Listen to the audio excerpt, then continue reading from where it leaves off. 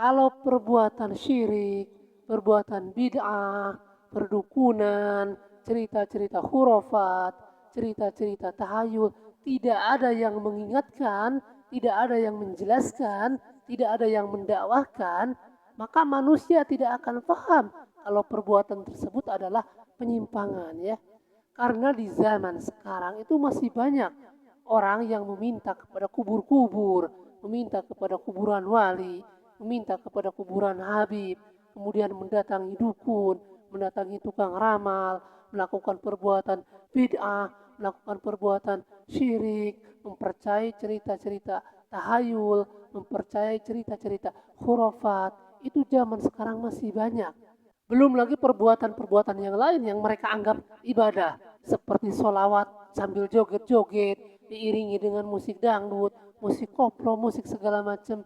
Itu mereka anggap ibadah. Kalau tidak dijelaskan perbuatan-perbuatan seperti ini masyarakat akan menyangka bahwa perbuatan tersebut, salawat sambil joget-joget itu adalah ibadah. Begitupun ketika seseorang mendatangi kuburan Habib, mendatangi kuburan wali, kemudian di sana mereka meminta kepada penghuni kubur, meminta ingin kaya, meminta ingin naik jabatan, meminta ingin cerdas, meminta ingin agar usahanya lancar, meminta agar ingin cepat dapat jodoh dan lain sebagainya. Kalau tidak dijelaskan perbuatan-perbuatan seperti ini, mereka nanti akan menganggap perbuatan biasa. Di sini sudah biasa meminta kepada penghuni kubur, meminta ingin kaya, meminta ingin naik jabatan. Di sini sudah biasa meminta kepada orang yang sudah mati. Nah, nanti akan menganggap demikian. Nah, jadi jika perbuatan tersebut tidak ada yang mengingatkan, mereka akan menganggap biasa. Orang mendatangi kuburan, meminta kepada penghuni kubur, itu nanti akan dianggap biasa. Makanya kita jelaskan bahwa perbuatan tersebut adalah kesyirikan ya. Bukan kita melarang ziarah kubur, bukan. Tapi melarang kepada manusia agar jangan meminta kepada penghuni kubur. Kalau ziarah kubur sunnah, Rasul menyebutkan zurul kubur fa innaha tudzakirukumul akhirah. Ziarah kuburlah kalian karena ziarah kubur itu mengingatkan terhadap akhirat. Tapi ziarah kubur yang sesuai dengan yang Rasul ajarkan, datang ke kuburan mengucapkan salam, assalamualaikum ala diyar minal mu'minin wal muslimin wa inna insyaallahu bikum lalahikun. Kemudian dia mendoakan orang yang sudah dikubur, Allahumma gfirlahu warhamu wa'afihi wa'fu anhu dan seterusnya. Itu ziarah kubur yang disyariatkan. Kemudian kita mengambil ibrah, mengambil pelajaran ketika kita datang ke kuburan bahwa kita juga akan meninggal. Sehingga kita akan terus mengingat akhirat, akan juhud terhadap dunia. Itu tujuan ziarah kubur. Bukan malah datang ke kuburan meminta-minta kepada penghuni kubur. Dan ini terjadi. Orang meminta kepada kuburan itu terjadi ya. Bukan hanya cerita-cerita kami. Jangan antum mengatakan siapa yang meminta kepada penghuni kubur. Ini fakta terjadi. Makanya kita terus mendakwakan dakwah tauhid agar mereka tidak melakukan perbuatan-perbuatan syirik. Karena ketika seorang melakukan kesyirikan, maka banyak sekali ancaman bagi orang yang melakukan kesyirikan.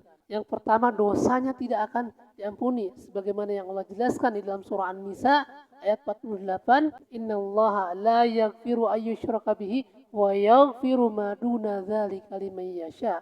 Sesungguhnya Allah Subhanahu wa taala tidak akan mengampuni dosa syirik dan Allah akan mengampuni dosa selain itu. Kemudian di dalam ayat yang lain juga Allah menjelaskan ketika seseorang melakukan kesyirikan maka akan hapus seluruh amal dia. Sebagaimana yang Allah jelaskan, la in asyrakta la yahbatanna amaluka wa la takunanna minal khasirin.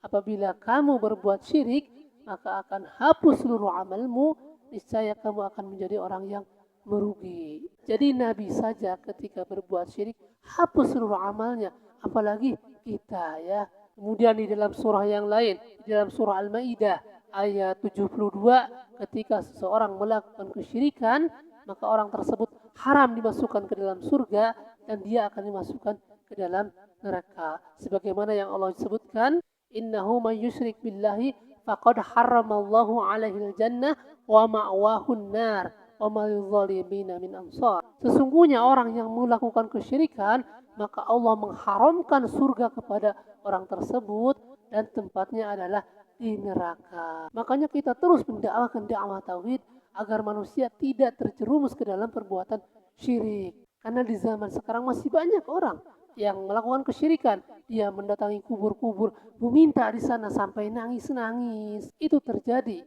Jadi ketika dia sholat, selalu mengatakan, iyyaka na'budu wa iyyaka nasta'in. Hanya kepada Allah lah kami beribadah, dan hanya kepada Allah lah kami mohon pertolongan. Tetapi ketika ada masalah, minta pertolongannya bukan kepada Allah, minta pertolongan kepada orang yang sudah meninggal. Mereka itu tidak bisa menolong. Padahal bukan kita yang harus minta didoakan kepada penghuni kubur, tapi mereka yang harus kita doakan. Jadi yang seharusnya kita meminta pertolongan kepada Allah, malah dia meminta pertolongan kepada penghuni kubur. Atau dia meminta pertolongan kepada dukun-dukun. Ini terjadi ketika seorang mendapatkan masalah. Bukan minta kepada Allah, dia mendatangi dukun. Ketika rumah tangganya ada masalah, dia mendatangi dukun. Ketika bermasalah pekerjaannya, dia mendatangi dukun. Nah, kalau kita tidak menjelaskan, maka kasihan orang tersebut.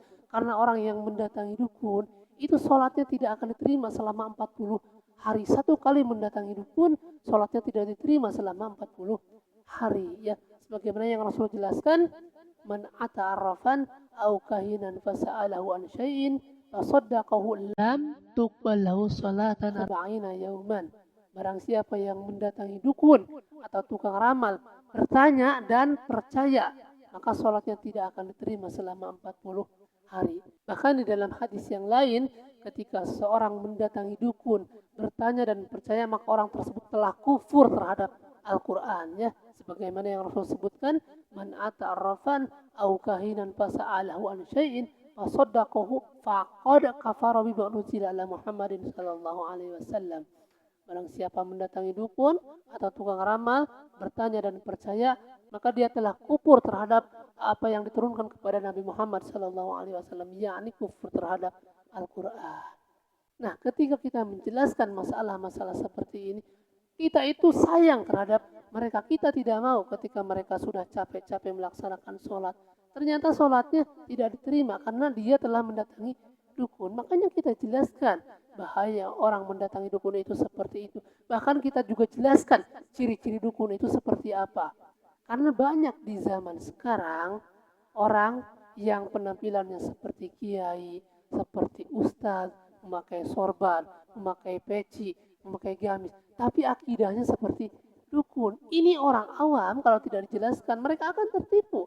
Karena ciri-ciri dukun itu menurut orang awam, yang di kamarnya itu ada keris, kemudian ada ada kemenyan, kemudian ada bunga-bunga. Mungkin kalau berpenampilan seperti itu sekarang akan ketahuan. Makanya sekarang mereka mengganti penampilan mereka seperti ustadz, seperti haji, memakai gamis, memakai sorban. Nah, nanti yang bisa membongkar kedok tersebut dengan ilmu. Makanya kita jelaskan kepada masyarakat ciri-ciri dukun itu seperti apa. Kan di video kami sering dijelaskan. Ciri-ciri dukun itu ada 3. Yang pertama, Al-Quhan alladhi yukhbiru anil kawaini fi mustaqbaliz zaman.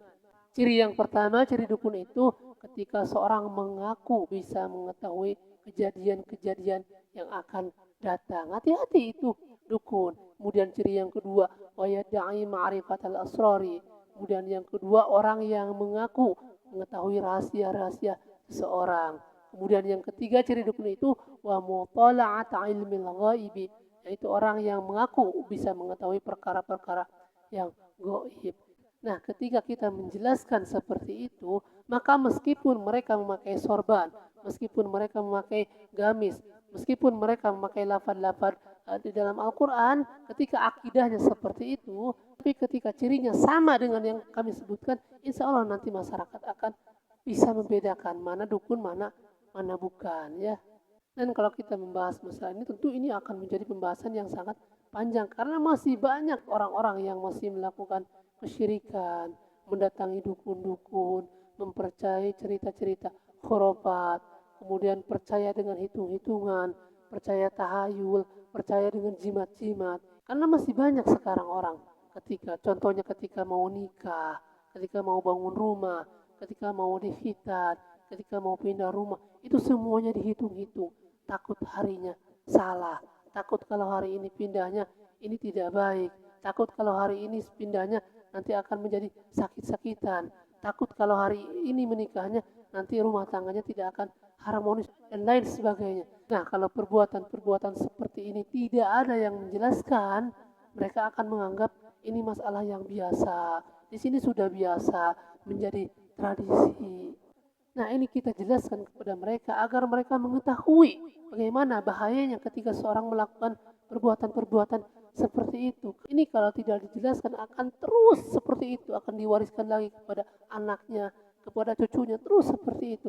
Sehingga mereka tidak sadar bahwa yang mereka lakukan adalah perbuatan-perbuatan syirik. Ya. Jadi ketika seorang melakukan suatu perbuatan, ini mereka harus meneliti apakah perbuatan ini bertentangan atau tidak dengan agama, bukan hanya mengatakan di sini sudah tradisi seperti ini, kebiasaan nenek moyang juga seperti ini.